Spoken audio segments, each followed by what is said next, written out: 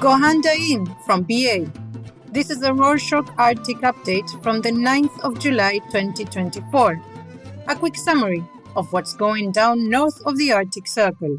A significant change for the Arctic took effect on Monday the 1st, when the UN's ban on heavy polluting fuel oils in the Arctic came into place. However, this new rule may have unintended consequences. On the same day, the Arctic Council issued a statement expressing concerns that this restriction would make oil spills even more dangerous. Even though the new environmentally complained fuel has very low sulfur levels and emits less pollution, it coagulates into clumps when exposed to cold water, unlike previous fuels which remained liquid. This presents a significant challenge because current oil spills cleaning equipment is designed to handle liquid oil. Now, if an oil spill were to occur, existing technology wouldn't be able to clean it up. Alaska's attempts to clean up its Arctic are facing a challenge. In April, the U.S. government implemented new environmental protection across Alaska to prevent new oil and gas developments. However, on Wednesday the 3rd, the state of Alaska issued a lawsuit against the federal government to challenge the new federal regulations. In the state's lawsuit statement, they said that the federal government overreached its authority and disregarded Alaska's states' rights. The state seeks to recoup billions of dollars, which Alaska considers lost revenue from the banning of oil and gas projects.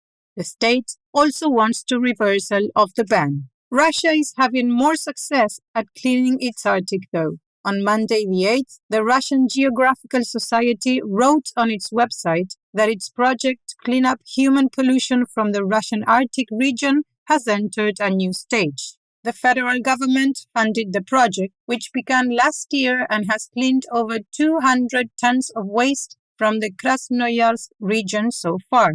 Now, alongside continuing to remove waste, the project and its volunteers will engage in scientific and botanical research to assess the damage done and how the environment can be restored to good health. Moving on, mining in the Arctic is fraught with risk. Last week, a collapse at a Yukon mine in Canada raised alarms about potential poisoning. On Thursday the 4th, John Sticker, the mining minister, confirmed cyanide has been detected in local water samples. Although the water isn't used for human consumption, it poses a significant risk to fish, potentially affecting human health through the food chain. In response, on Wednesday the 3rd, the Natchoniak Dune First Nation called for a halt to all mining in the Yukon until a comprehensive land-use plan protecting their people, ecosystems, and lands is established. However, the fish industry in Canada received a boost. On Wednesday the 3rd, the Canadian government announced that it was ending the moratorium on northern cod fishing in Newfoundland and Labrador after over 30 years of the ban. The northern cod population collapsed in the 80s, with 99% of the population disappearing, and was considered critically endangered until 2016.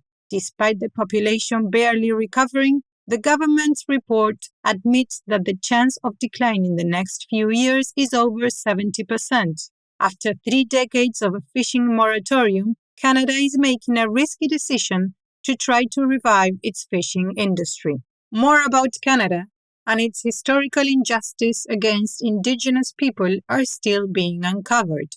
On Wednesday the 3rd, Kimberly Murray, a federally appointed official investigating the former sites of Indigenous residential schools, released a new report stating that the existence of these schools proves that Canada committed crimes against humanity and genocide against its Indigenous population across the 20th century. Murray says that she doesn't expect a formal response from the Canadian government, but hopes the report proves to be an antidote to denialism, which is still rampant in Canada even today. The report is available online. You can find the link in the show notes. The Arctic and its glaciers are melting rapidly, with unexpected consequences. A report released on Monday the 1st by the University of London found something unusual in Svalbard. Climate change is causing glacier melting, which exposes the rock underneath. Now, it turns out this bedrock is a great home for new life. It is quickly colonized by microscopic life forms that absorb nutrients and creates a soil layer. The first microorganism to arrive is a fungal yeast, which acts as a significant carbon sink by absorbing carbon from the air and storing it in the ground. While glacier melting is a dire consequence of climate change, an unexpected positive is the emergence of a new carbon sink in the high Arctic. In another unexpected discovery, on Thursday the 4th, the University of Saskatchewan published their report on the discovery of a swathe of undocumented polar bear dens in northern Manitoba, Canada.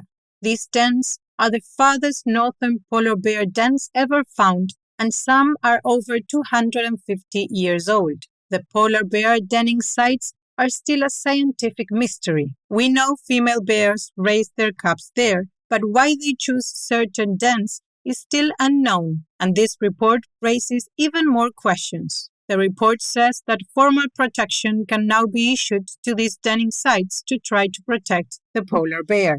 Polar Bears International, a conservation charity, has a website dedicated to following GPS-tagged bears. To track bears yourself, check out the link in the show notes.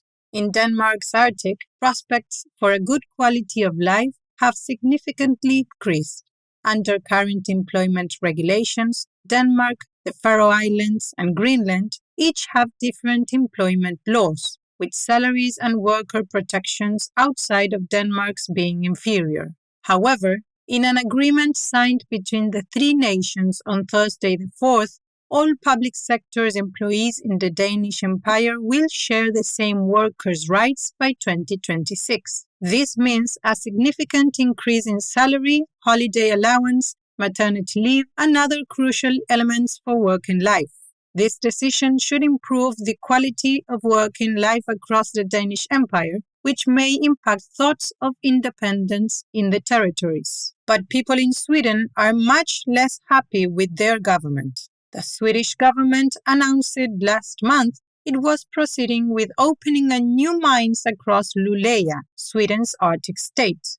The public response has been fierce. A report published on Thursday the 4th by the University of Luleå found a new civil disobedience movement emerging in Sweden.